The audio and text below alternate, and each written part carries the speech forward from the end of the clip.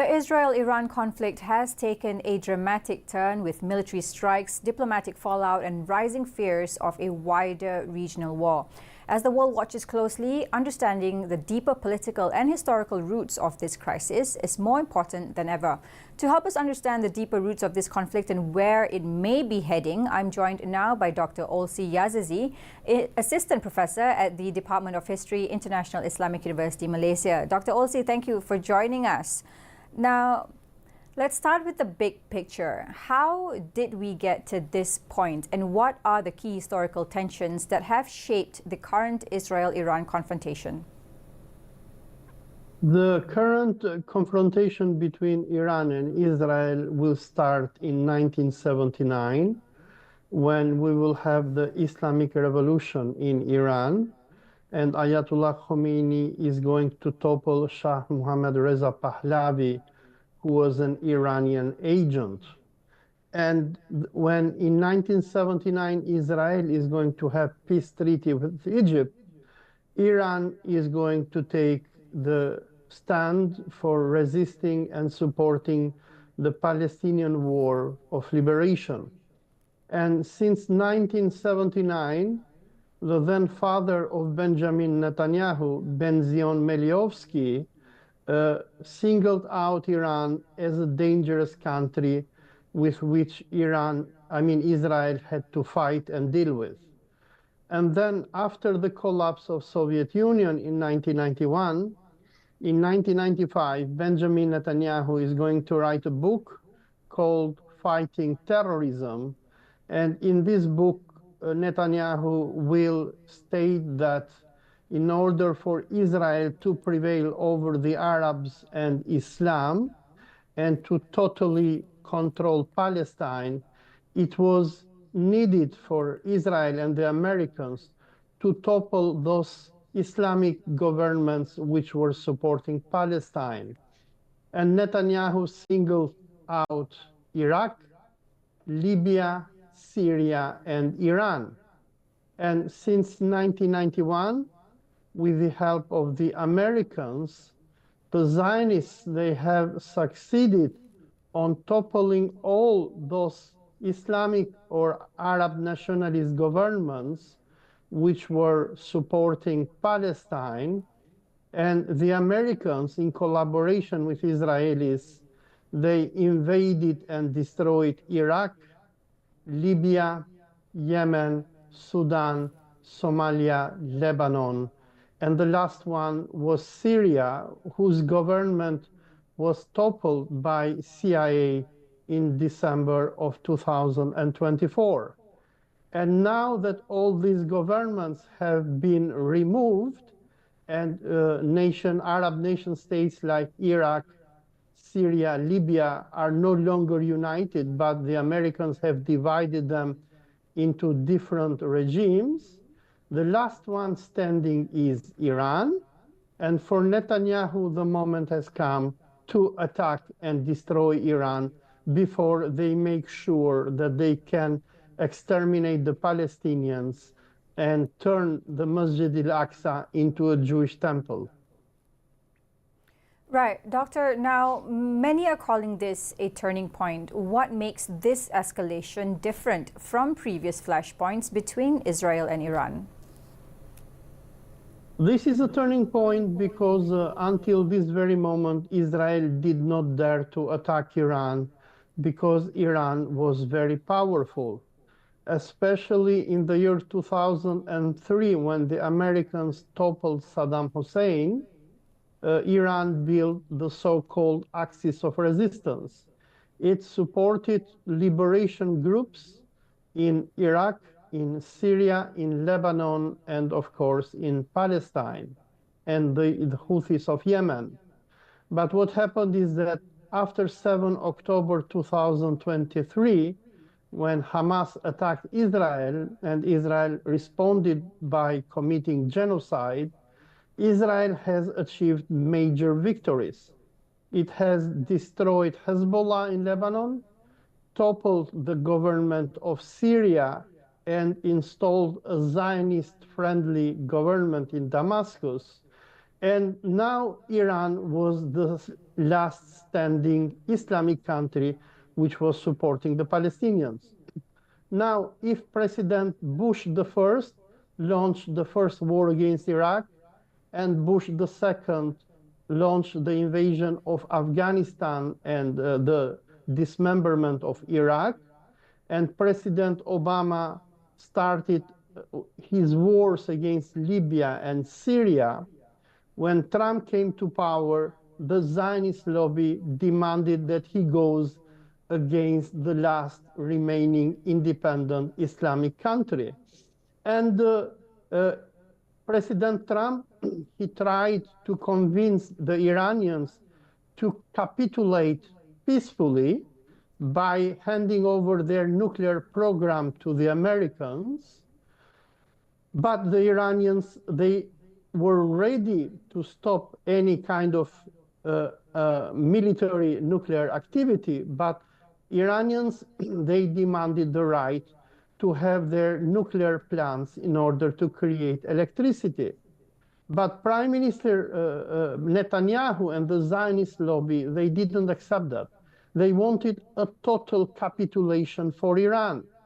And since April 2025, President Trump, he had negotiations with the Iranians.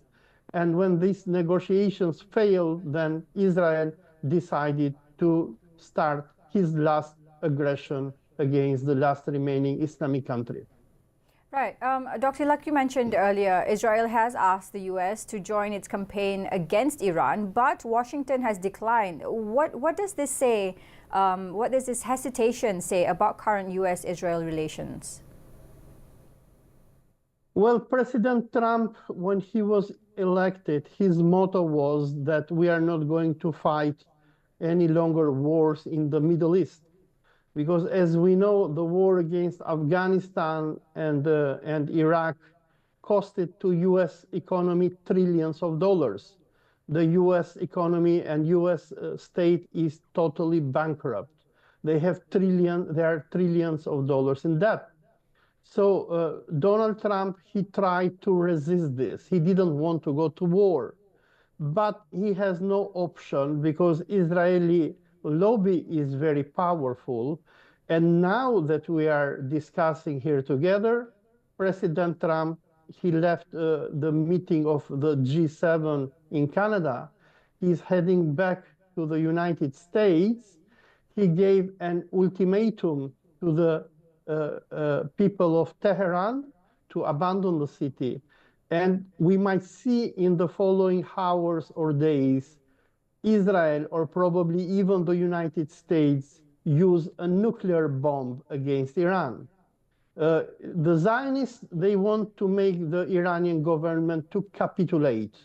So like Netanyahu has mentioned before, he wants a Libyan model to be implemented against Iran. The Libyan scenario meant that Libya, during the time of the leader of the Jamahiriya of Libya, Muammar Gaddafi, he gave to the Americans his nuclear program. He dismantled his missiles. And after he did all this, then the Americans and NATO, they went in, they killed Gaddafi, and they destroyed Libya. So Netanyahu is pushing the Americans now to dismantle and to destroy the government of Iran, and if possible, to destroy Iran as a nation state. Right. Dr. Olsi, speaking of destroying Iran, now as this conflict escalates, we've not just seen military strikes, but we've also seen very bold political statements. And one of them coming from Israeli Prime Minister Netanyahu, who suggested that removing, i.e. killing Iran's supreme leader could end the conflict. Now, what would such a move mean for the region? Such a move will mean the death of political Islam, because what happened in the Islamic world when Egypt signed its peace treaty with Israel in 1978-79, Arab nationalism started to surrender to the hegemony of the United States and Israel. But then what happened is in 1979 with the Islamic Revolution in Iran, we have Islamism as a major ideology which is going to challenge the existence of the apartheid state in Israel. So Netanyahu, he wants to kill Khamenei, and he wants to topple the Islamic Republic. Because for as long as you have an Islamic Republic in Iran, where Tehran serves like Moscow was serving to communism, Tehran is the main sponsor of global Islamist movement. It means that Israel will always have a challenge by the Islamists who will ask Israel to stop its apartheid and become a democracy. The motto of Imam Khamenei is that Palestinians have to resist until referendum. Because what Iran wants that Israel ends its apartheid against Palestinians and becomes a democracy whereby the Palestinians will not be killed or exterminated, but they will be treated as the citizens of Israel or Palestine or any state. So Netanyahu knows that for as long as you have the government of the imamate of Khamenei in Tehran, the so-called Vilayat al-Faqih, this will be a major power which is going to always sponsor the Palestinian war for liberation. Right. Very quickly, Dr. Olsi, we have about less than a minute. Now, a lot of people are worrying that this is going to spark a wider regional war within the Middle East. What scenarios are most concerning, and how likely is this going to further escalate? Well, if Donald Trump or Benjamin Netanyahu, they nuke Tehran and they succeed on toppling the government of Imam Khamenei, next in line will be Turkey. I mean, after destroying Iran, the Israelis, they have already declared that they want to destroy Turkey.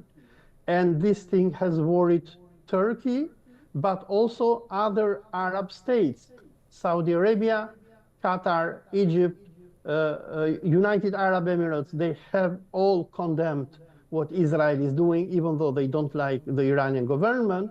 But they know that if Iran will be destroyed, then nobody is going to stop Israel from invading and destroying other neighboring countries. At this moment that we are speaking here, Israel is bombing Syria, Lebanon, Palestine, Yemen, and Egyptians and Saudis, they are very worried because in their biblical extremist theology, the Zionists, they dream to annex parts of Saudi Arabia, Egypt, right, Jordan, Syria, and Iraq. Right. Thank you so much, Dr. Olsi, for your time and also for sharing your insights and perspective on this very pressing issue. We'll continue to follow developments closely with hope for a more stable and just future. I'm off to another quick break. We'll be back with more updates. This is The World on Bernama TV.